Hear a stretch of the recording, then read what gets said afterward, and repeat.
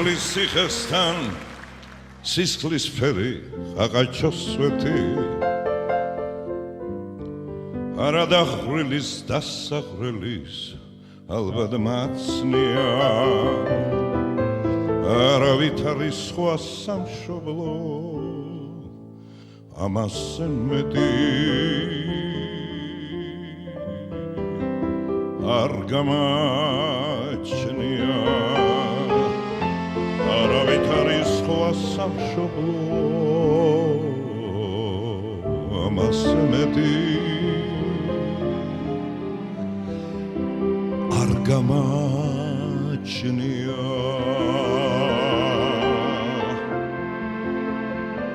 არტისტების შვილები საერთოდაც რაღაცა თავისებური ბედის პატრონები არიან ყველა. ხო და მეც რა თქმა უნდა არ ვარ გამონაკლისი. იცით როგორი მომენტი იყო აი ჩემ ბავშვობას ზუსტად დაემთხვა ის მომენტი, როდესაც დაიწყო ეს აღმავლობის გზა ივერიის და იქიდან გამომდინარე რომ ეს იყო საბჭოთა კავშირის ხანა, მაშინ 70-იანი წლების დასაწყისზე ვლაპარაკობთ. მქონდა ძალიან დიდი ტურები, რომელიც მოსკოვიდან ინიშნებოდა და ესეთი ნაკრები დგებოდა ხოლმე და რაღაც ანსამბლები რუსული, ვთქვათ, ცეკვის, სიმღერის და ასევე ჩვენგან მიდიოდნენ ერთობლივი აი ესეთი დიდი ტურნეთი. მე ადრეც მიხსენები 6 თვით მიდიოდნენ მაგალითად სამხრეთ ამერიკაში. იმიტომ რომ არ იყო მაშინ ესე ადვილი ეს აქეთ-იქით ფრენა თუ მიდიოდი უკვე მაშინ უნდა მოგევლო ყველაფერი ძალიან ბევრი ქვეყანა შედიოდა ამაში და აქედან გამომდინარე დიდი ხნით მტოვებდნენ ფაქტიურად გავიზარდე მე ლილის მშობლებთან ბებია ბაბუასთან და აი ეს მიტოვებული ბავშვის ეს თემატიკა რომელიც საერთოდ ყველა არტისტის ბავშვებს აქვს მეც მქონდა უბრალოდ იცით რა არის მე არასდროს ეს არ განმიცდია ეს გრძნობა რომ მე ვარ მიტოვებული და მარტო ხელა უბრალოდ ძალიან მკვეთრად მახსოვს როგორ მენატრებოდნენ ეს იყო ნამდვილად გამჭოლი ხაზი ჩემი ბავშვობის ემოციების და შეგრძნებების და აი ეს მომენტი რომ მათთან არ ვიზდებოდი ასე ვთქვათ რაღაცა ესე წყვეტილი ისინი იყო ეპიზოდები ჯერ ვიყავი ბებია ბაბუასთან მე მშობლებთან მე ისე და აქეთ-იქით დავდიოდით მინდა გითხრათ რომ ჩემი ესე იგი მშობლები ორივე საქართველოში დაიბადნენ თემური კოჯორში და ლილი ქუთაისში მაგრამ დედას მშობლები შემდეგ ცხოვრობდნენ კრასნოდარის ოლქში და მე დავიბადე იქ და ვინაიდან იქ ცხოვრობდნენ და იქ უწევდათ ჩემ მშობლებს ჩემი დატოვება დავდიოდი ხან ვიყავი კრასნოდარის ოლქში ხან საქართველოში და მამა მეძახდა ლიაგუშკო პუცეშესტვინიცა ამის გამო მაქვს რუსული სკოლა დამთავრებული იმიტომ რომ სხვა გამოსავალი არ ქონდა ეხლა მე ვერ წამიყვანდნენ არგენტინაში და კუბაში მაგალითად და აქედან გამომდინარე ესეთი იყო ჩემი ბავშვობა საკმაოდ არაორდინალური ალბათ გავიზარდე მე ვფიქრობ საკმაოდ დამოუკიდებელი ამის გამო იმიტომ რომ თან ეს ის პერიოდი ბებია ბაბუაც მუშაობდნენ ასე ვთქვათ შეიძლება ცუდა ჟღერს მაგრამ ახლა ჩემთვის არავის არ ცხელოდა მაგრამ მაშინ ეს სხვანაირი თემა იყო ეს არ იყო ახლა როგორც მაგალითად ჩვენ შეიძლება ვიღაცა დედას ეს ბრალად დაუდოთ რომ აი ბავშვს საერთოდ ყურადღებას არ აქცევს ხო ესეთი ცხოვრება იყო მაშინ ჩვენ გვაქცევდა ყურადღებას პარტია და ყველას ვაინტერესებდით სკოლას, მასწავლებლებს, ქუჩაში გამვლელს, რაღაცა სხვანაირი დრო იყო.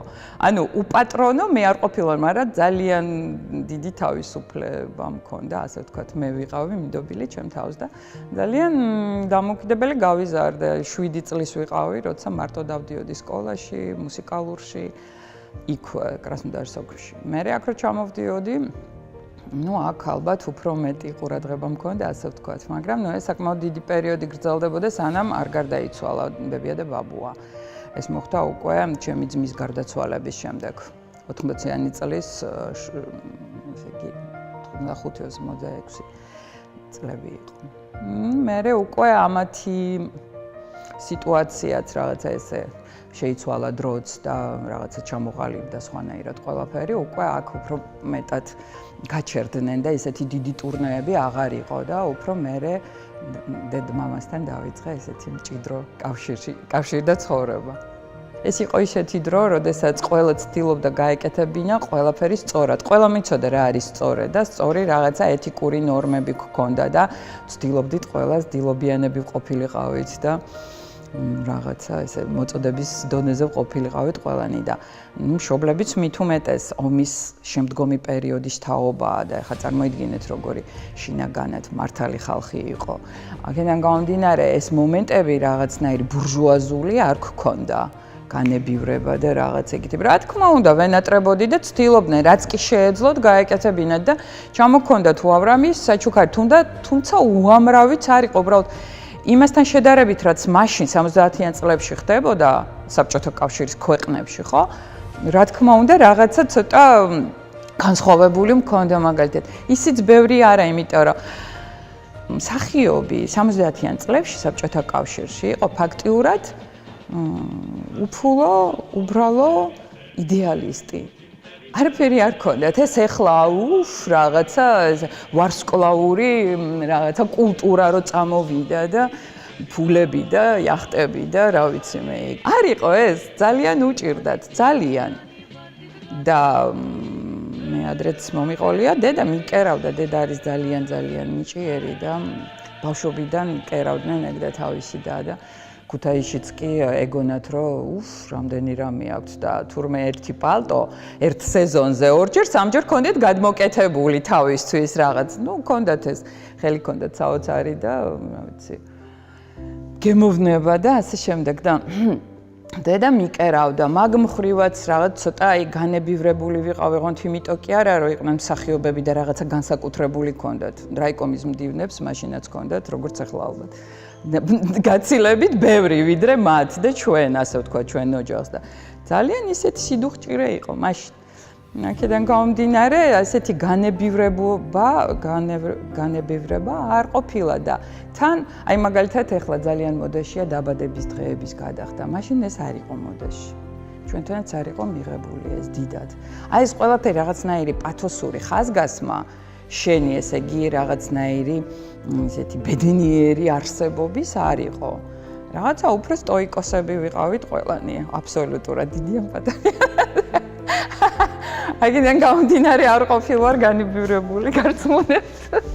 მე ვცხოვრობ ისევ იქ, სადაც თემური და ლილი ცხოვრობდნენ, ანუ ზაფხულობით როცა ავდივართ. მისი მშობლების აშენებულ თითქმის 100 წლის სახლში. საქართველოს სახალხო არტისტის სახლი არის ეს, მოგწანდით ნახეთ. რა სიზავ, ასეთი პარადოქსალურია ცხოვრება. ყველაფერი არ არის საჭირო ცხოვრებაში კონდეს ალბათ. რაღაცა საძლევს ღმერთი და რაღაცა არც უნდა კონდეს.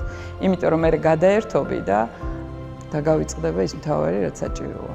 არ გეყოფა რესურსი იმისთვის. არ ვიცი ის დავეძე მეც არ ვიცი რა მინდა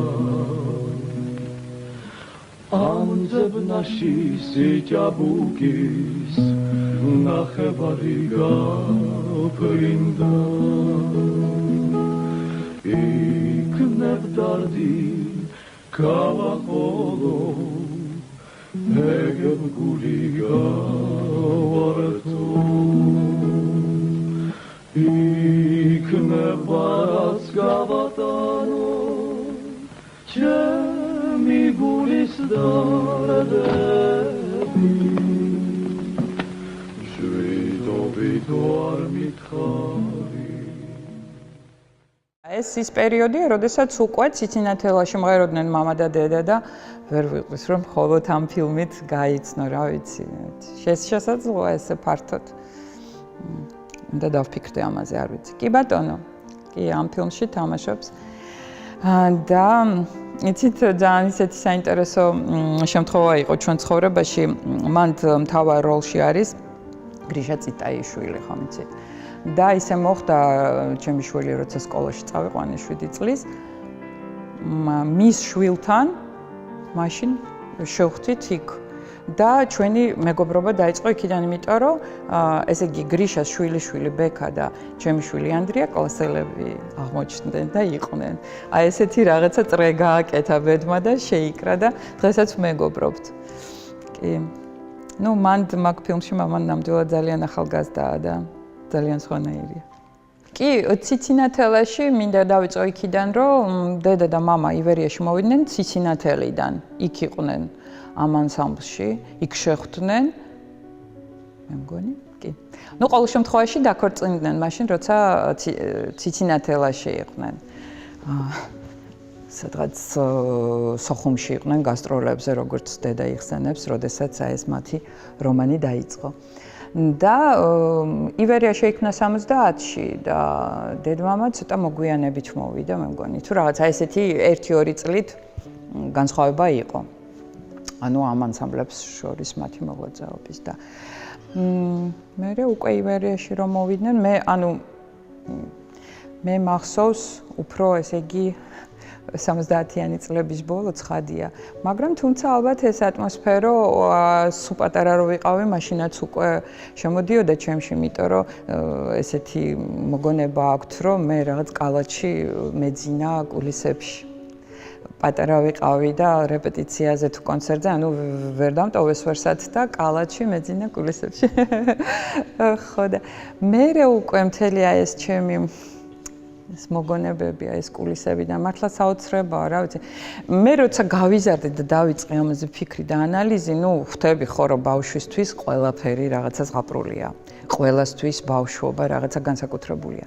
მაგრამ მაინც ვეცადე, რომ აი ცოტა განზოგადებული ესეთი ანალიზი გამეკეთებინა, იმიტომ რომ ნამდვილად ხვდები, რომ ეს არ არის მხოლოდ ჩემი ოჯახი და ჩემი საყვარელი ანსამბლი, ეს არის მოვლენა, ხო და აქედან გამომდინარე, აი ეს ჩემი შეგრძნებები, რომელიც მახსოვს, როდესაც ვიდექი კულისებში და ვუსმენდი ამას, ნამდვილად ხვდები, რომ არა მხოლოდ იმიტომ იყო, რომ მე ვიყავი ბავშვი და ჩემთვის ეს ზღაპრული იყო და მშობლები მომენატრა და ეხლა მანდ ვარ, არა. ნამდვილად ვეხებოდი აი იმ რაღაცა საოცრებას, აი მუსიკას, რომელიც ჩემში ბადებდა რაღაცა განსაკუთრებული შეგრძნებას. და ატმოსფერო ივერიაში ნამდვილად განსაკუთრებული იყო. ძალიან დიდი სითბოთი და სიყვარულით იყო გაჯერებული, მართლაც. მე არ მახსოვს და თვითონაც აიყვებიან ამას, არასდროს არ უჩხუბიათ ერთმანეთში, კონფლიქტები არ ყოფილა. დიდი ანსამბლი იყო საკმაოდ. და იცით როგორი იყო, სულ რაღაცა შემოდიოდა, რაღაცა ტალღა, გადიოდა ერთი ნაკადი, მაგალითად ნატრისხე, რომელიც ჩამოყალიბდა ანსამბლად, შემდეგ შემოვიდა ივერიაში და დიდი ხანი მასთან ერთად მოღვაწეობდა, ისევ გავიდა. უამრავი მომღერალი და მუსიკოსი აი ესე შემოდიოდნენ, რაღაცა სკოლას გადიოდნენ და გადიოდნენ ისევ დამოუკიდებლად მოღვაწეობისთვის და აი ამდენი ხალხის ასეთი მიგრაცია არასდროს არ ყოფილა, მხოლოდ ხუმრობა, მხოლოდ მოფერება, აი ერთმანეთთან ურთიერთობით ტკბობა და აი რაღაცნაირი სულ ყოველთვის праздника, который всегда с тобой. აი, რაღაცნაირი იყო და ჩვენთვისაც ბავშვებისთვის, როდესაც ვიყავით კულისებში ან მოვდიოდით და იცით როგორ იყო, მაგალითად მიდის სპექტაკლი და ან კონცერტი, ახლა სულ ხო არ ვიდგებოდით კულისებში, ბევრნი ვიყავით, დავრბოდით, თამაშობდით, ურთიერთობდით და აი ეს სულ თან მოგხვდებდა, აი ეს რაღაცა დაცვის ესეთი ენერგია, სითბო, რომ აი იქ ჩვენ რაღაცას ჩვენთვის თუნდაც დავაშავებთ, მაგრამ მე ისევ მოვდიოდით და გვიხარო და სულ აი ეს სიხარული შეგრძნება იყო ივერიაში და რა თქმა უნდა, აი ხალხის მხრიდან შეიძლება ეს ისეთია, იცით, კანონზომიერია, რომ თვითონ მათში იმდენი სიყვარული იყო, რომ ხალხშიც ბადებდნენ. და მე ხალხიდან მოდიოდა ეს სიყვარული და ამათთანაც სულ აკუმულირებდა ეს. ნუ არ ვიცი, ყოველთვის აი რომ მახსენდება ის წლები, ეს არის რაღაცა ესეთი სინათლე, სიხარული, ბედნიერება, რაღაც. ესეთი იყო. ჯერ ერთი ეს ოჯახი არა მხოლოდ გადატანითი მნიშვნელობითაა, პირდაპირ მნიშვნელობითაა, იმიტომ რომ უამრავი წყვილი შეიქმნა და არიან და შემდეგ უკვე ერთმანეთის ნათლიები, ნათესავები, ცოლ-ქმარნი, მხოლოდ აი ძირითად აი მათ ამ შემადგენლობაში ორნი ნამდვილად დედმამა ჩემი და ბატონი ალექსანდრე ბასილაია და ლუიზა კობელაძე. ხო, შემდეგ უკვე იცით, თვითონ შვილებიც უკვე შემოვიდნენ, მაგალითად გია ბაღაშვილი, მე, ანდრი ბასილაიაც იყო რაღაც პერიოდი დიდი ხანი. შემდეგ, არ ვიცი, აი ნატურის ხეში, თემურ ცხილაძე, იცით ალბათ, ჩემი დეიდის ლილის უმცროსი დის ქმარია, ჩვენც დავნათესავდით და ასე შემდეგ. უამრავი აი ესე და ანუ პირდაპირ მნიშვნელობითაც ოჯახია, თუმცა აი პირდაპირ მნიშვნელობით ოჯახებშიც ხშირად არის ხო, რაღაცა ძალიან ისეთი ოდიოზური ურთიერთობები და კონფლიქტები აქვს, რა ვიცი. აი ამ უდიდესი სიყვარული და პატივისცემით იყო გაჯერებული ყველაფერი კი. არ ვიცი რანაირად მოხდა, ალბათ ესეთი ბედი ქონდა ამ ანსამბლს. აი, ყველას ხო თავისი დანიშნულება და ბედი აქვს. აი ამას ესეთი ქონდა და მე ვფიქრობ, ვერ შექმნიდნენ სხვანაირად ესეთ მუსიკას, რომელიც ასეთი დიდი სიყვარულით არის მთელ ქვეყანაში აბსოლუტურად, იმიტომ რომ მათი მუსიკა იყო ძალიან პროგრესული და თანამედროვე, მაგრამ ეროვნულ მუხტზე დაფუძნებული. უამრავი რემიქსული ვარიანტები აქვს ხალხური სიმღერების იმ პერიოდში გაკეთებული და დღესაც კი რომ ვუსმენ, დღესაც აქტუალური რიტმები აქვს, მაგალითად აი აფხაზური სიმღერა რო აქვს აზიმად გაკეთებული. რა დაეწუნება დღესდღეობით? ვერც გააკეთებენ მე მგონი ასე პროგრესულად დღეს ამას, როგორც მაშინ გააკეთეს 70-იან წლებში. საერთოდაც ეპოქა იყო, მაშინ იყო რაღაცა რენესანსი იყო, საოცარი პერიოდია 70-იანი, 80-იანი წლები. ყველაფერში აფეთქება იყო და აი ესეთი უნიჭიერესი პიროვნებები, გენიალურები შეიყარნენ იქ და ესე შექმნეს ეს ყველაფერი. იუმორი ქონდა საოცარი და მე ვფიქრობ ვისაც აქვს ნამდვილად კეთილი იუმორი ადამიანი ყველა განსაკუთრებულია ის ძალიან პრინციპული რაღაცა უნდა ხდებოდეს ცხოვრებაში რომ კონფლიქტზე წავიდეს და ესეთი პიროვნებები ყოველთვის გამორჩეულია ჩვეულებრივ ყოფით ურთიერთობებშიც და აი ესეთ დიდ ანსამბლში ასეთი გენიოსი ესეთი ადამიანური თვისებებით ვინაიდან იყო დაჯილდოვებული აი ეს თავისებურ ატმოსფეროს ქმნიდა ყოველთვის აი სიცილი ხარხარი იუმორი იყო მათ შორის და ბევრი იყო ესეთი კაი იუმორისტები იყვნენ ყველანი უყვარდათ ეს ამბავი მე როდესაც ივერია ნელ-ნელა ცოტა ეს ტემპი შეანელა ივერიამ და მაგალითად მამა ბოლომდე დარჩა აქტიური და ცდილობდა შეენარჩუნებინა რაღაცა ესეთი დონე ეს იდეურ დონეზე ქონდა აბსოლუტურად პრინციპულ დონეზე აყვანილი ეს რაღაც სასწაული პასუხისგებლობა ქონდა ყველგან არ არსებობდა სიტუაცია სადაც ამისთვის ხაზი არ გაესვა ივერია ყოველთვის ეს ქონდა ესე იგი ხო იმიტომ რომ ისეთი პერიოდი იყო ფაქტიურად აღარ ქონდათ ივერიას მაგალითად კონცერტები სპექტაკლები შეეძლო თავისუფლად არ ეთქვა ეს მაგალითად და მხოლოდ ნამდვილად ბოლო პერიოდში მისი სოლო სიმღერებია რომელიც ივერიასთან თქვა კავშირში არ იყო მაგრამ ეს ვერასდროს ვერ გადადო გვერდზე იმიტომ რომ ჯერთი თვითონ იყო ესეთი საოცარი პიროვნება ძალიან დიდი პასუხისმგებლობით გაჯერებული ცხოვრებისადმი ხალხისადმი მეგობრებისადმი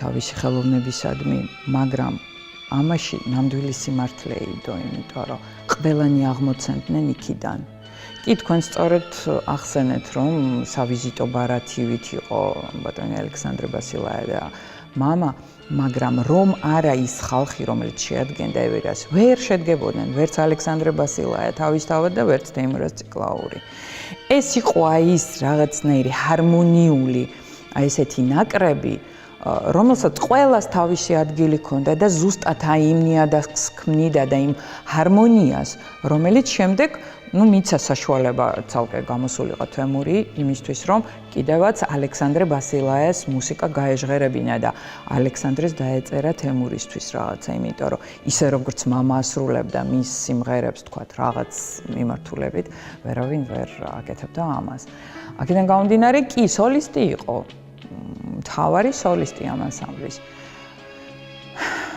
და ბოლომდე კი ივერიის სახე დარჩა დღემდეც ეს ივერია გახდა უკვე არ ვიცი რაღაცნაირი ისეთი მითოლოგიზირებული იქნება მალე.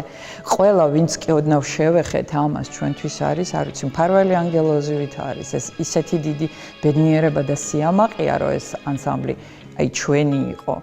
როგორც ალბათ ყველა მსმენელისთვის რომ ყავს საქართველოს ეს ანსამბლი და შეუძლიათ ამ მუსიკის მოსმენა და უყვართ და ამაყობენ ამითი. ჩვენც ასევე ვართ რომ ამას გვნიდით რაღაც ეტაპებზე ყველა. ცოტა ამ ისტორიის, ამ ლეგენდის მონაწილეები ვართ.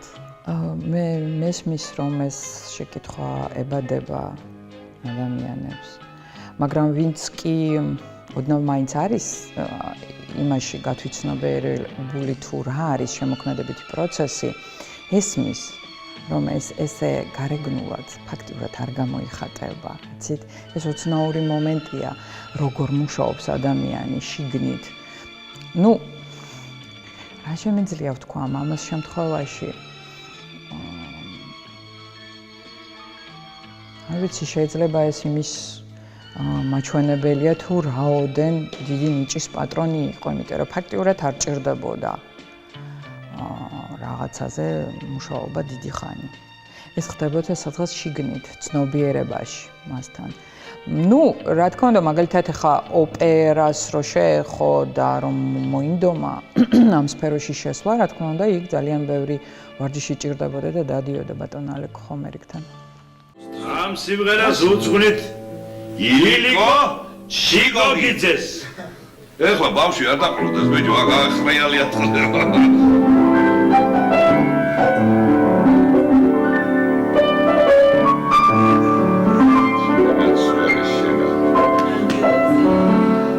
ამარო სიმღერა დაიწყოს და ეს რო ექნება. ეს ხოლოდესნე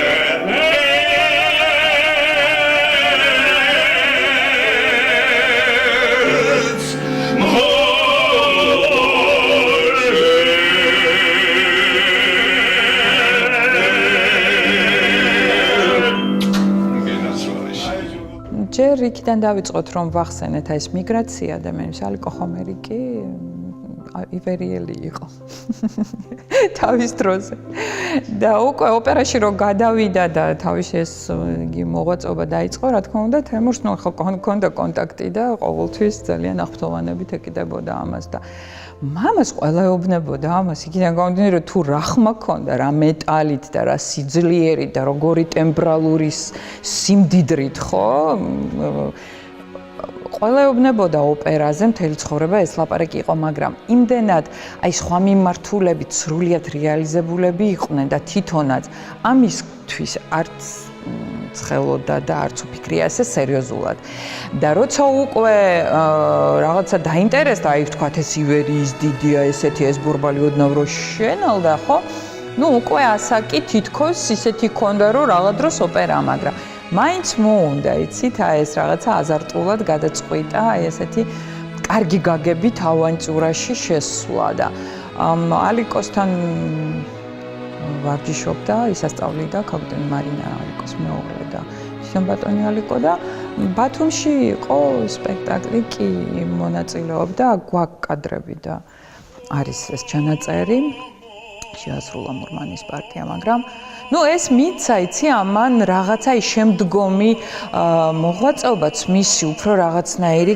გაშლილი გახდა იცით აი ამ რო შეიძინა ეს საოპერო ხელოვნების რაღაცა ესენი ცოდნა უფრო სხვანაირად ფლობდა ხმას, უფრო სხვანაირი ხასიათის სიმღერები მოწონდა ეს ოპერას ხო ახასიათებს ეს პომპოზურობა და აქედან გამომდინარე უფრო აი ამ პატრიოტულ ლირიკაში უფრო რაღაცა კომფორტულად გრძნობდა თავს და ესეთი სიმღერებიც წამოვიდა მისი მოღვაწეობის ანუ მეორე ბოლოსკენ და რა ვიცი, ალბათ ასე საუბრებში შეიძლება თვითონ ეხლა ესე ვერ გეტყვით მაინც და მაინც ვის.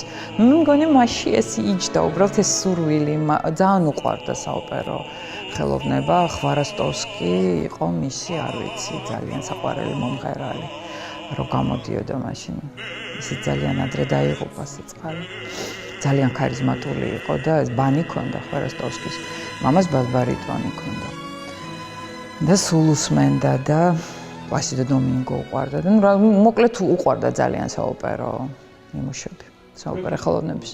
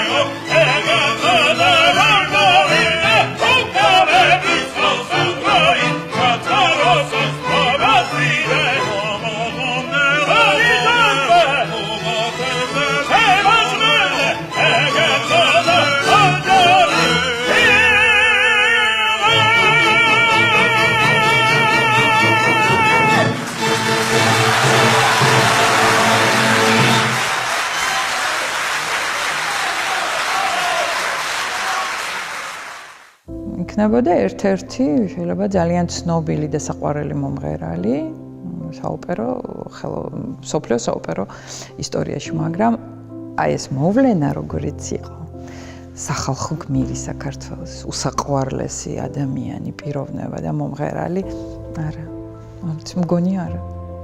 გისმენდით და აი გავოცდი, იმიტომ რომ ზუსტად ის სიმღერები დაასახელეთ, ფაქტიურად რომელიც ჩემთვისაც ზუსტად მაგას ნიშნავს, რაც თქვენ თქვით ნამდვილად. ფიროსმანი ჩემთვის არის ნომერ პირველი. მე ფიროსმანის ქუჩაზე ვცხოვრობ. ყველა ხევსური და ყველა სვანი ქართველი ქალი თვალებმა ყოლა ჩემი თბილისი და ფიროსმანი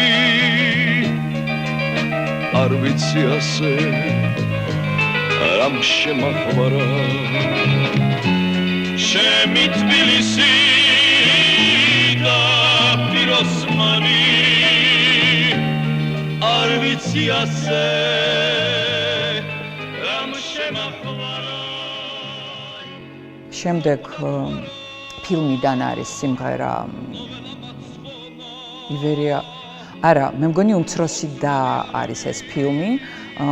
გორსკაია ბალადა ასე არის. კი ბატონო, დედას უყვარვართ შვილები, დედა არ გვახსოვს შვილებსაც. საოცრება ეს. მე დედის გულში ვიქნები, წილსაც ვერ დაიძინებსა. დედას უყვარვარ შვილები, დედა არ გვახსოვს შვილებსა. ამიტომ თუთი საფერი სულ მუდამ გვაწოდინებსა. დედას უყვარვარ შვილები, დედა არ გვახსოვს შვილებსა. ამიტომ თუთი საფერი სულ მუდამ გვაწოდინებსა. დედას უყვარვარ შვილები, დედა არ გვახსოვს შვილებსა. მამას რეპერტუარში ეს სიმღერები უმთავრესია, უმთავრესი. და რა თქმა უნდა ისინი, რომელიც თქვენ მეგანა ძალიან მიყვარს და თან ამ სიმღერის კლიპში მეც მონაწილეობ ჩემ მეგობრებთან ერთად. კი. ასე ბევრი რამ მინდა მეგანა სულ დავდეს მე ბევრი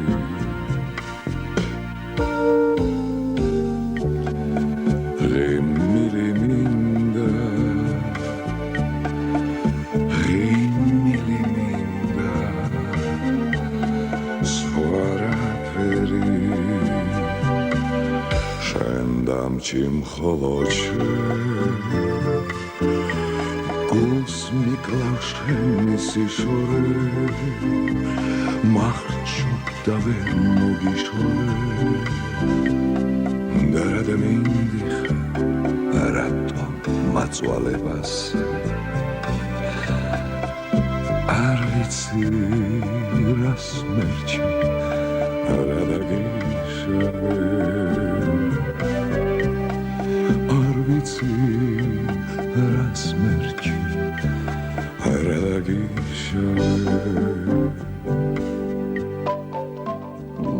სხვათა შორის ძალიან უყვარდა გურბულიას მუსიკა მამამ და მან მირჩია პირველად რომ გამოვედი სცენაზე და დავიწყე ესე იგი რაღაც სიმღერების გაკეთება. ნუ პირველი იყო ჩვენი დუეტი, ასე ვთქვათ, ჩემი შემოქმედებისთვის დამოუკიდებელი, თორემ მე ფიროსმანში მქონდა დებიუტი სპექტაკლ ფიროსმანში და შემდეგ მამამ მირჩია ინოლას სიმღერა. გახსოვს ალვის ხეივანი თუ იცით ეს სიმღერა უკვე შემდეგ გავიხსენეთ და აღმოვაჩინეთ რომ მამასაც ქონია ეს გაკეთებული და ეხლა ხანს გამიკეთე მეგობარმა ისე შეაერთა რომ თან ჩემი ნამღერია თან მამას ნამღერი ისე რაღაცნაირი გამოვიდა ამაღელვებელი მე ისე მცავს ისე მცავს ისე მკლავს თბილი შენი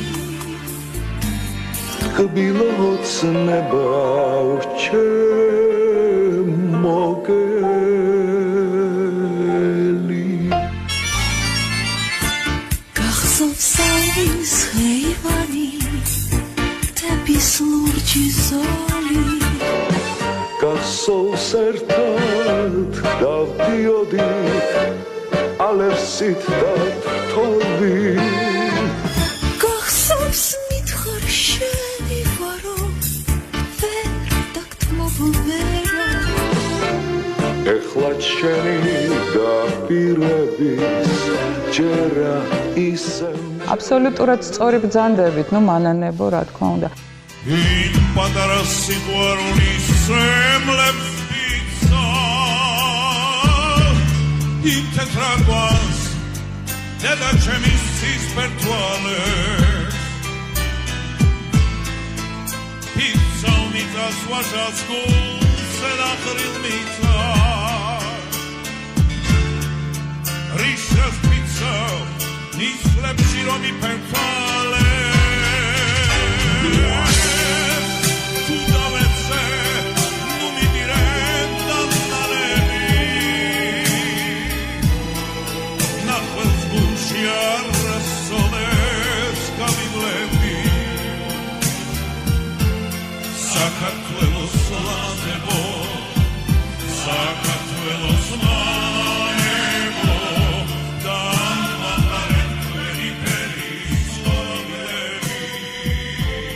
უბრალოდ მე ძალიან ბევრი მნიშვნელოვანი სიმღერა იმღერა მან, მაგრამ უფრო სხვა სტილისტიკაში, უფრო პატრიოტულ ლირიკაში გადაინაცვლა და ძალიან ისეთი მასშტაბური სიმღერები ჰქონდა ცხოვრების ბოლო პერიოდში, ძალიან რაღაცნაირი იდეური სიმღერები ჰქონდა. კი ბატონო, ეს ცალკე გაჟღერდა სიმღერა, მაგრამ მაშინ უკვე მიდიოდა მუშაობა ფიროსმანზე. და ეს შემდეგ ეს სპექტაკლიდან არის, ეს არია ერთ-ერთი ნიკალას არია არის, მაგრამ ნუ 90-იანი წლების ბოლოს და 90-იანი უბრალოდ 80-იანი წლების ბოლოს და 90-იანი წლების დასაწყისში იყიდება საქართველოს იყო დამოუკიდებელი სიმღერა თემურის შესრულებით, რომელიც ნამდვილად ეპოქის ჰიმნი იყო, ასე ვთქვათ. იყიდება საქართველო დირას ხიდის ვინიცის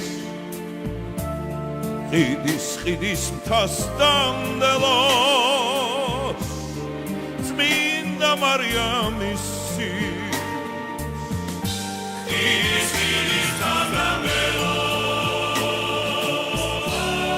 ყიდის მთას მანველოს სამშობლო ყიდის სინდის ნამოს ყიდის მიწას ქცეულს ედემა ამ ქვეყნიდან ისე მიდის უკან არ იხედება ღმერთო შემო ესრახდება ღმერთო შემო ესრახდება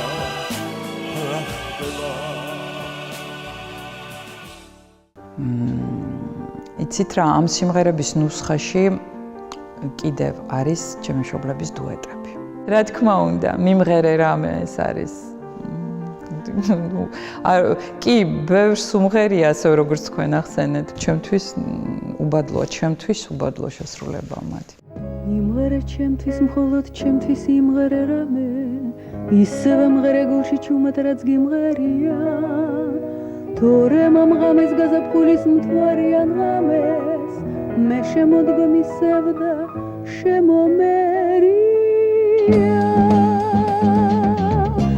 იმღერე რამე თუნდაც უკვე მრავალჯერ ნამღერი და რომ ცუდებსაც გადააქცევს მალე მოგონება და თან გახვება სიყვარული მას როგორც ნამქერი იმღერე რამე იმღერე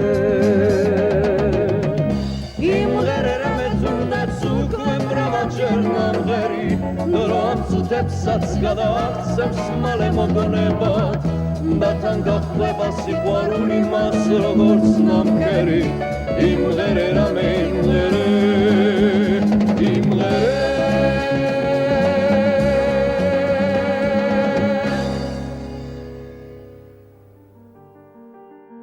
აი ეს უკვე ის პერიოდი, როდესაც ახალი მოსულები არიან იბერიაში და მიდიოდნენ დიდ გასტროლებზე და მოსკოვში, ესე იგი, სანამ გაფრინდებოდნენ სამხრეთ ამერიკაში, გადაიღეს მთლიანად ეს პროგრამა, რომელიც ჰქონდათ მათ მაშინ შედგენილი და მაშინ არის გადაღებული ეს მიმღერე რამე. ნუ არ ვიცი. და შემდეგაც ისეთი დუეტები აქვთ მათ. მე ვფიქრობ, ქართულ მუსიკაში და ესტრადაზე ასეთი დუეტები არ ყოფილა, როგორც მათ ჰქონდათ.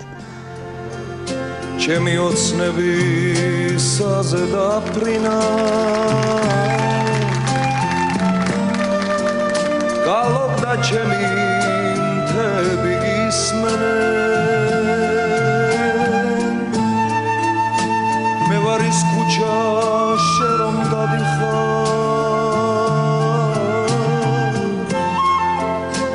მე ვარ ის ბაღი შენ რომ ისვენე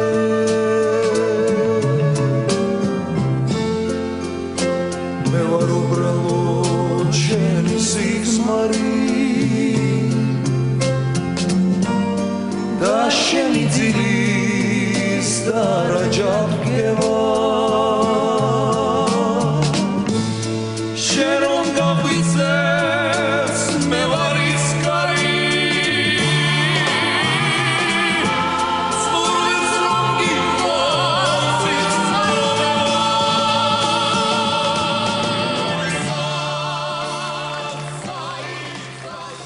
მამას თავისებური ხასიათი ჰქონდა, დედას თავისებური.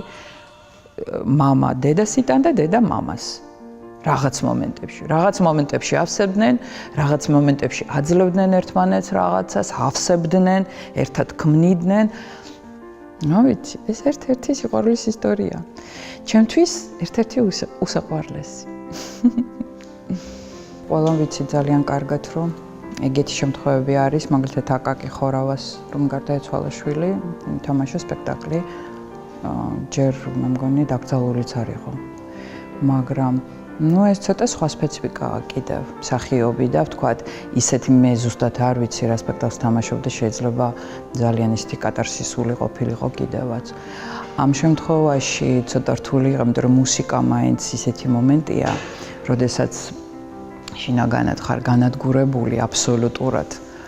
მკვდარი ადგე და იმღერო. ეს ნამდვილად რაღაცა ზე მომენტია, რთულია. მით უმეტეს ამ სპექტაკლში სიუჟეტურად ცოტა გავდა ოდნავ, იმიტომ რომ აეტის არია, ეს ცნობილი არია, რომელსაც მამა ასრულებს და მადლობა ღმერთს ეს კადრები ძალიან ცუდი ხარისხით, მაგრამ მაინც შენარჩუნებულია. ამ არიას უმღერის მედეას, რომელიც წავიდა, დატოვა კოლხეთი და გაყვა იასონს. და აი ეს მონატრეება და ეს სინანული შვილი, რომ მიდის ნებისმიერი თვალსაზრისით, ხო? აი ესეთი მუსიკით გამოხატული, ურთულესი იყო ამის შესრულება, იცით?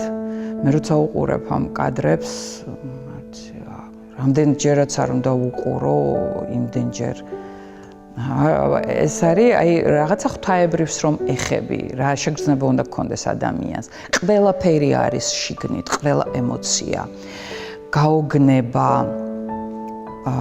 არ ვიცი, უდიდესი უკიდე განოსევდა, ტკივილი, გაოცება ამ ადამიანის სიძლიერით და აი ამ საოცარი პროფესიონალიზმით, რომელიც იმის საშუალებას აძლევს, რომ აი ეს რაღაც მომაკვდინებელი ენერგია, აი ამ მისი ტკივილის და განცდის, რომელიც მოდის ზედ მასზე და ფაქტიურად არ ვიცი, აი კლდე რო დაგეცეს ზედ, იგივეა. რა არის მე შენი ცხოვრება. ამას ახერხებს და ამ თავისი აპარატით, ადამიანური სხეულით და მისი აი ამ იოგებით და ხმით, აი ესე ჩანს, როგორ ამ ენერგიას ათვინიერებს და ეს ენერგია გამოდის აი ამ საოცარ ხმაში, თან დგას გაშეშებული. საერთოდ არ უმოძრავებს, არც ერთი კუნთი, მიმიკა, ფაქტიურად აი ესე პირიდან გამოდის აი ეს საშინელი, რა მე აი ესე ამას რო ვხედავ, არ ვიცი, აი შოკი მემართება დღესაც კი. აქ ვერაფერს ვერ გამოხატავ ადამიანი, ამას გამოხატავს მსმენელი აპლოდისმენტებით, ტირილით, აი ამ სიყვარულით, აი ამ მადლიერების გრძნობით, რომ შენ შეძელი ეს, აი ამ სიტუაციაშიც კი, მაგრამ ეს გააკეთე. არ ვიცი. ეს მართლა ურთულესი იყო. თითქოს გუშინი ხო ხელით გატარებდი სათუთარ ამახან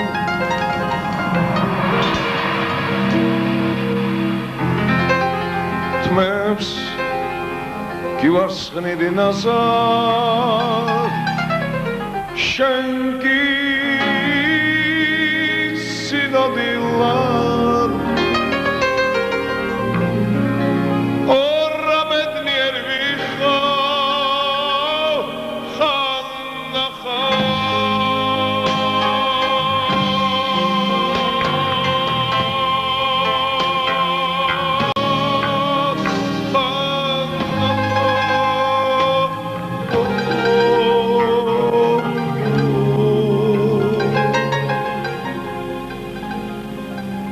Landat takteldi velgan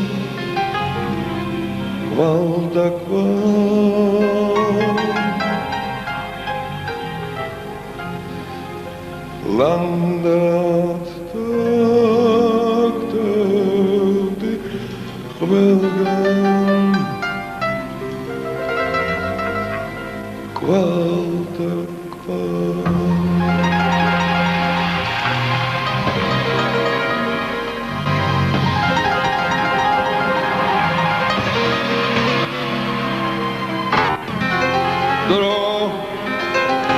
Дороги ми кресрапа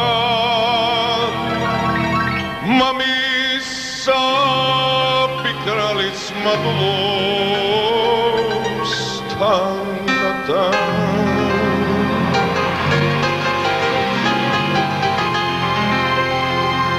Снов мова вида цуцло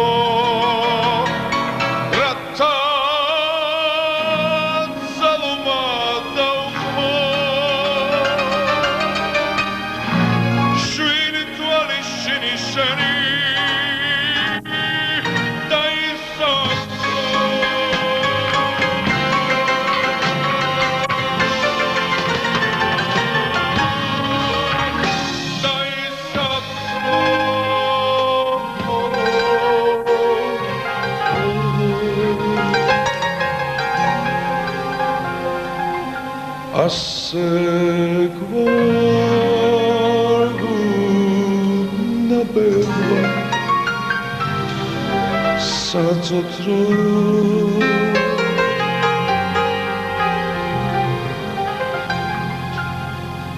ასე გვარგუნა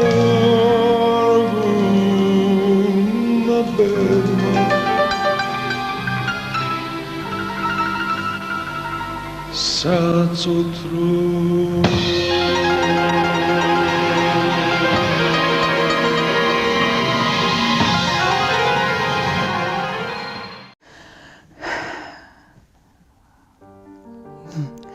და ეს მოახერხა, იმიტომ რომ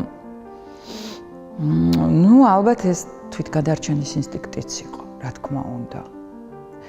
იყო ამაში რაღაც ესეთი და თან ნამდვილად ძალიან უყვარდა თავისი კოლეგები, ხალხი, ღმერთი, ხელოვნება.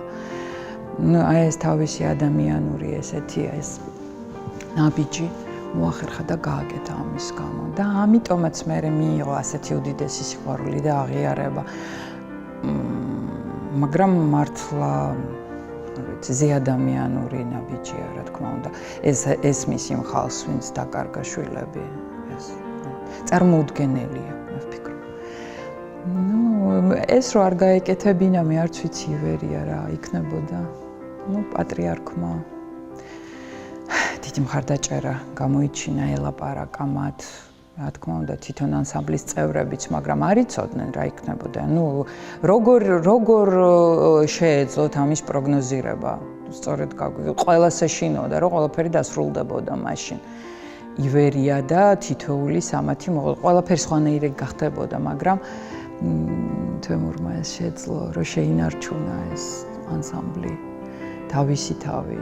ну, დედა ცოტა მოგვიანებით შეუერთდა, რა თქმა უნდა, მაგრამ მე ეს ახლა მახსოვს ეს სპექტაკლები, ცით რა ცოტა ხანი გრძელდებოდა და შემდეგ არასდროს აღარ მიბრუნებულა ივერია, იმიტომ რომ ჭვითა ქორწილის რემიქსული ვარიანტი გაკეთდა, თოვლის ბებოს ზღაპარის რემიქსული ვარიანტი აირქიანეთი იყო და არასდროს არ გაუკეთებიათ არგონავტები, იმიტომ რომ ეს იმდენად მტკივნეული პერიოდი იყო და შეუძლებელი იყო ეს ესე დარჩა ყოველთვის აი იმ ეპოქაში და იმ პერიოდში, როდესაც შესრულდა და იყო.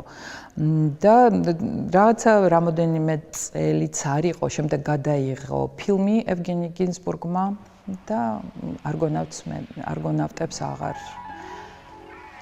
აღარასდროს არ იყო ეს სპექტაკლები. ხოლო მახსოვს, რა თქმა უნდა, ეს დარბაზში ეს სანთლებით ხალხი და როგორ ტიროდნენ და ძიმე იყო რთული იყო. Как уходят дети,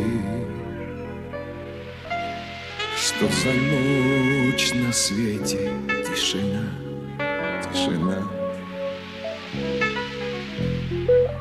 Жить вам в любви совете,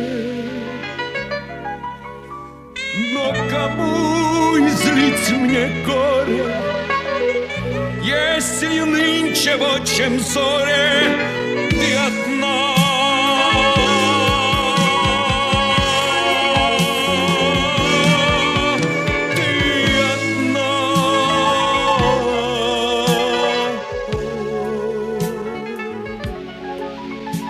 Если жизнь на излете, чья вина?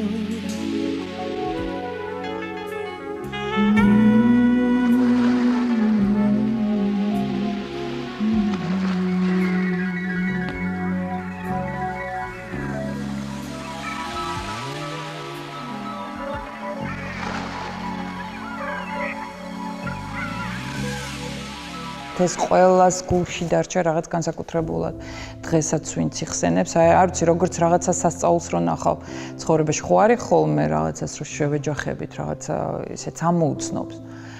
ესეც ერთ-ერთი ეგეთი მოვლენა იყო და დღემდე მე ვფიქრობ, მაშინ შეიქმნა.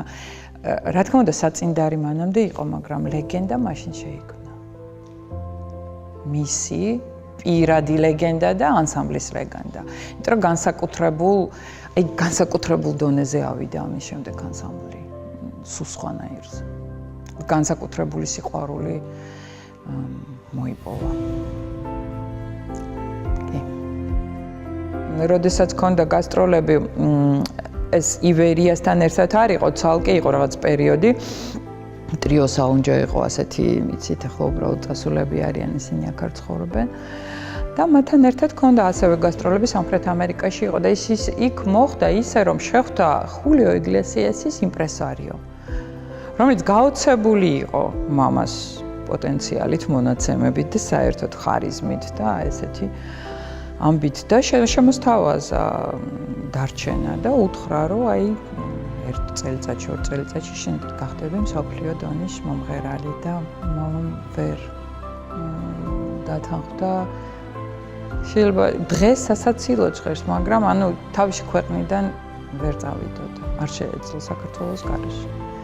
ვერ წარმოედგინა როგორ უნდა წახდო, მაშინ ცოტა სხვა იყო. ეხლა სხვა არის. აი 80-იანი წლების ბოლო ეს რთული პერიოდი იყო. ჯერ იყო საბჭოთა, აი კი მთავრდებოდა, მაგრამ ანუ აქედან წასვლა ეს უდიდეს სირთულეებთან იყო დაკავშირებული. ოჯახისთვის თუ ოჯახი რჩებოდა, თუ მიყავდა, ყველას ვერ წაიყვან, ხა შვილი, ცოლი, აი დედა, ნათესავები. იმდენად სხვანაირი ადამიანი იყო, რომ მხოლოდ იმის გამო, რომ აი თვითონ გამختარი იყო მსოფლიო დონის ვარსკვლავი, აი ვერ შეძლებდა ამას. ამიტომაც დარჩა და ამიტომაც გვაქვს ეს საოცარი სიმღერები და გვყავს ეს საოცარი ადამიანი. ყველაზე საყვარელი ადამიანები შვილებისთვის არიან მშობლები და მშობლებისთვის შვილები. ჩვენი ურთიერთობაც სხვადასხვანაირი იყო, მაგრამ აი ეს ძირითადი უდიდესი სიყვარული, რომელიც ალბათ ყველაზე დიდი სიყვარული არის ჩემთვის ცხოვრებაში, გარდა იმისა, რომ მე მყავს შვილი და ჩემთვის შემდეგ გახდა ყველაზე დიდი სიყვარული ცხოვრებაში ჩემი შვილი. ეს არის მამა. და რა თქმა უნდა, ადამიანები ვარ და ცხოვრების სხვადასხვა პერიოდში სხვადასხვანაირად უყურებ რაღაცას. როდესაც ვკარგავთ რაღაცას, ნამდვილად მაშინ ვაფასებთ. აი, როდესაც მამა გარდაიცვალა, ნამდვილად დავინახე, რომ ეს იყო ადამიანი, რომელსაც ყველაზე მეტად უყვარდი ცხოვრებაში და ეს იქნება ყოველთვის ასე. ჩემი ცხოვრების ბოლომდე. ამაზე ძლიერად მე არავის არ ვეყვარები. ამაზე მეტი რა უნდა გითხრათ? ეს ჩემთვის არის მამა.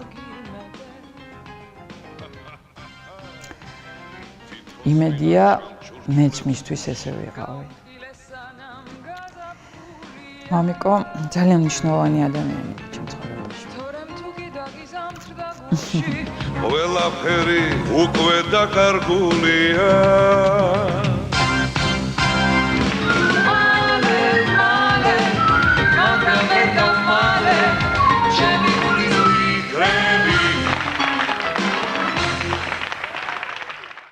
ჩემს შემოქმედებას და მოღვაწეობას რაც შეეხება, ძალიან მწირი რაღაც ისინი მაგცდები, მაგრამ ვინაიდან ჩვენ ქვეყანაში ჯერ არ არის ისევ დაქოქილი ეს დიდი ბორბალი შოუ ბიზნესის, რა ვიცი, რაღაცა გრძნობა მრჩება, რომ ძალიან ცოტას ვაკეთებ და ძალიან მინდა, რომ უფრო მეტი გავაკეთო.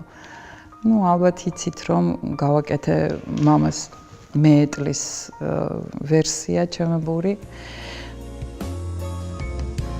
რატომ ხდება ასე ნედაბრატო ჩემს ქალაქში დაბრუნებას ნატრო ნუ თუ მართლა მომერიესებდა რომ დამღალა ოცნებების დევნა ნუ თუ მართლა მომერიესებდა რომ დამღალა ოცნებების დევნა გაქროლე მეტლე ვრურჯეთ ცხენები მე თბილისის აივნებს მოვეფერები და შაშან მქონდა მამას ხსოვნის საღამოები.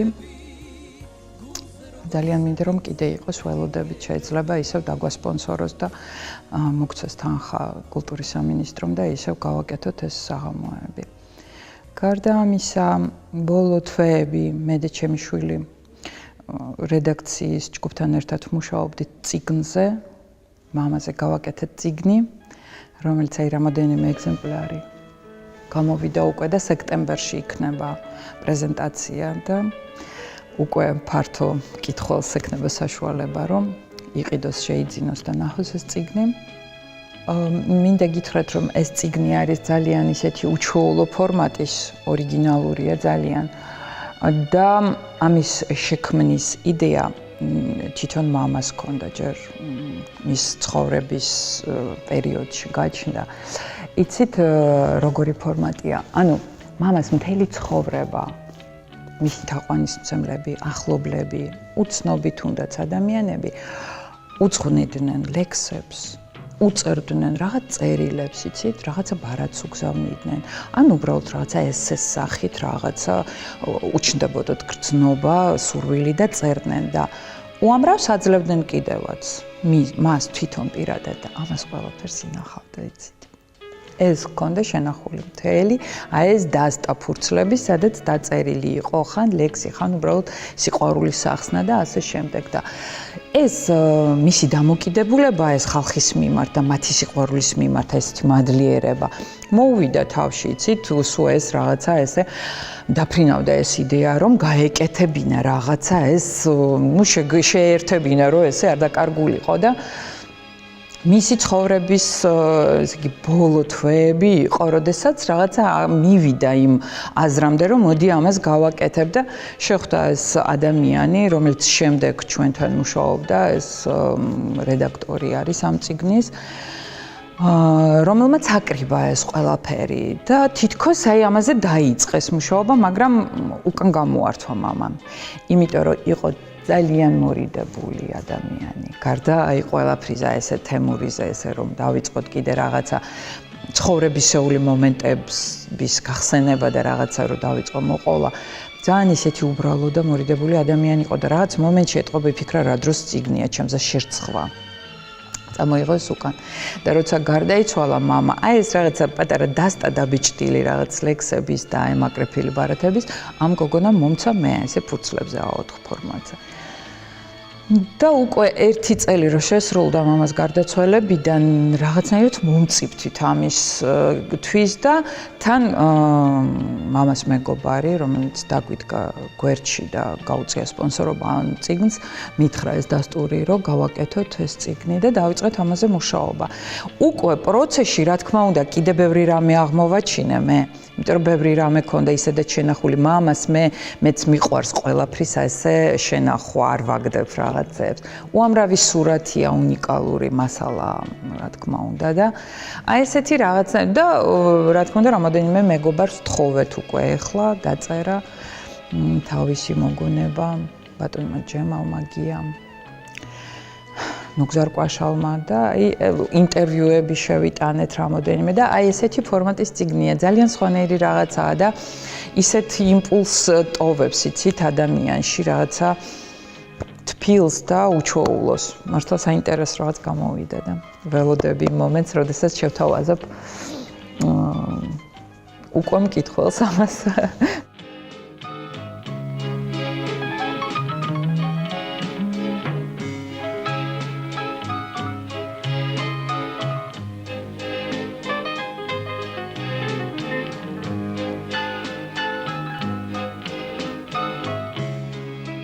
მამას მოუყოლე კიდევაც უცხო პლანეტელებზე თუ გახსოვთ ეს თემები, უცხო პლანეტელების წერილებიც კი არის წიგნში შესული კი და სურათები მაგალითად ხილერებთან რომ იყო თემური მეგობართან ერთად ისეთი უნიკალური მასალა რაღაცა მისი დიპლომები ძველი და აი რაღაცა ვეცადეთ რომ ცოტა ისეთი აი რაღაცა კონცენტრირებული სახით ჩაგვედო რაღაცა ეტაპები მისი ცხოვრების, რომ ეპოქისა ეს გემო სუნი და მისი ცხოვრების რაღაცა მომენტები გამოჩენილი იყო და ვფიქრობ რაღაცა დოზით მოვახერხეთ, იმიტომ რომ მაინც ესეც შეზღუდული ვართ წიგნის ფორმატით, ისედაც ძალიან დიდი გამოვიდა.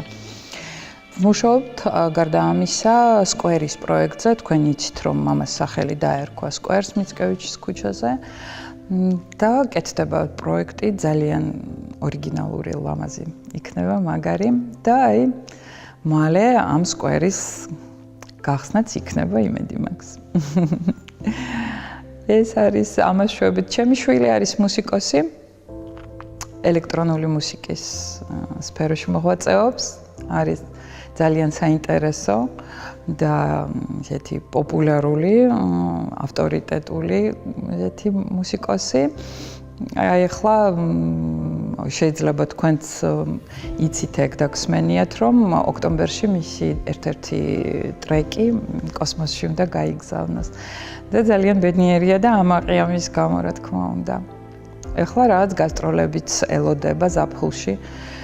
მადლობა ღმერთს, რომ ეს კოვიდის თემა ცოტა დამშვიდდა და იყო უკვე ერთი გასტროლი ქონდა და მე მგონი აი ორი გასტროლი ელოდება საკმაოდ ისეთი საინტერესო ევროპაში მიდის და რა ვიცი, ჩემი შვილიც ჩვენს იმაშია სფეროში. ნუ მისი მამაც ძალიან შემოქმედებითი ადამიანია. ანდრია მისგანაც ძალიან ბევრი აიღო, იმიტომ რომ წერს კიდევაც მისი მამა პოეტი და მწერალია დათო გოგიბედაშვილი. დეფი და ანდრიას აქვს მისგანაც ეს მომენტი კი სხვათა შორის. მაგრამ ამ ხაზით ჯერჯერობით ესე რაღაცა არ მიდის თავისთვის, მაგრამ აქვს ცდები წერს რაღაცებს.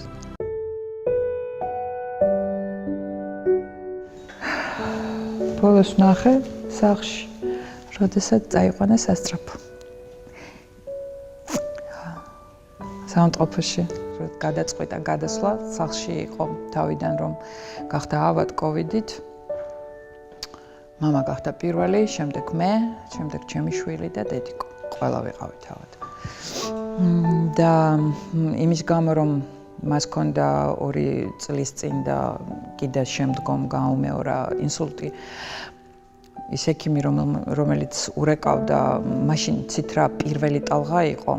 ყველაზე ესეთი აგრესიული დელტას ტალღა და იყო კომენდანტის საათი და სასწაულის შეზღუდვები იყო, ვერავინ ვერსად ვერ გადიოდა და ასე შემდეგ და თან ინფორმაციაც არ ქონდა ამ კოვიდზე, აი თითქოს სადღაც იყო ჯერ უმეტესობას გვეგონა და უცებ აი ჩვენთანაც რომ მოვიდა საერთოდ რაღაცნაირად აი ესე მომზადებლად დავხვდით.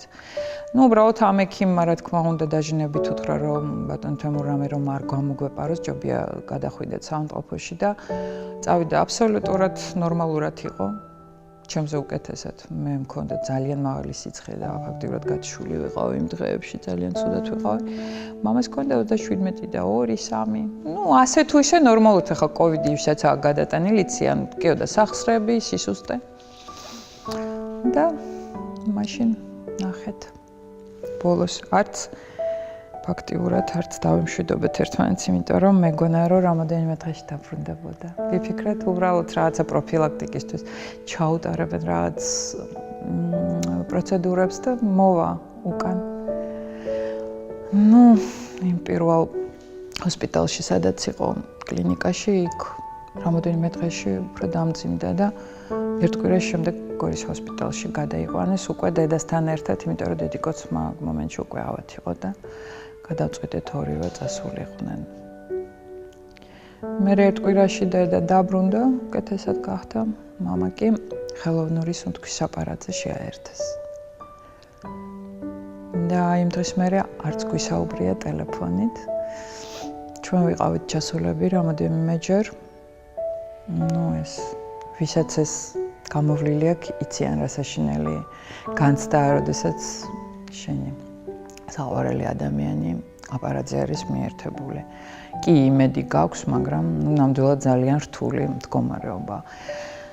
და სანამ გარდაიცვალებოდა, წინა დღით ვიყავით კიდე ჩასულები, უკვე ფაქტიურად ვიცოდით, რომ ძალიან რთულად იყო. იმედს არ ვკარგავდით. იმ დღეს, როდესაც გარდაიცვალა, იმ დღეს დილით თურქეთიდან წამლებიც კი გამოვიწერეთ. იმიტომ რომ მაინც ბოლომდე ვიბრძოდით. მაგრამ წინა დღით ფაქტიურად დავიმშვიდობეთ.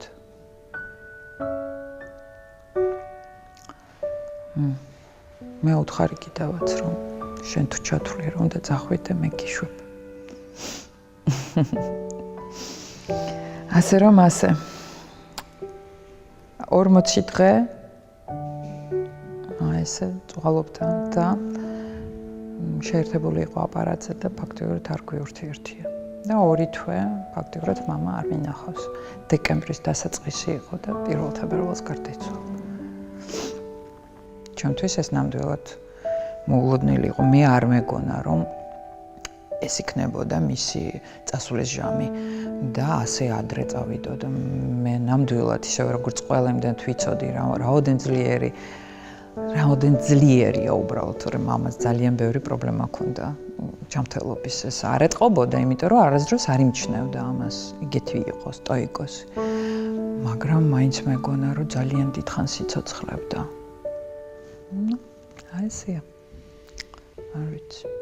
უბრალოდ ის მონატრებაა ძნელი, როდესაც ნამდვილად აღარ არის ადამიანი. ისედაც ძნელია მონატრება თან მთელი ჩემი ცხოვრება.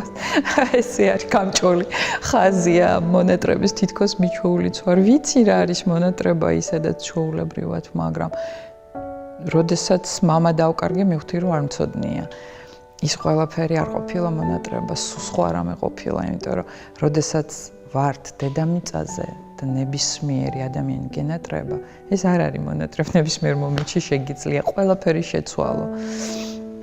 აი, როდესაც წასულია და აღარ არის დედამიწაზე, ეს ნამდვილად რთულია.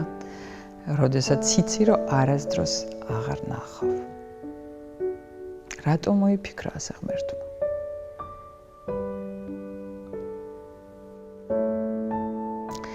ნუ, ჩვენ გვრჩება ერთი იმედი, რომ წავალთ, მაშინ შევხვდებით ჩვენ საყვარელ ადამიანებს, ვინც ამ ქვეყნად აღარ არის.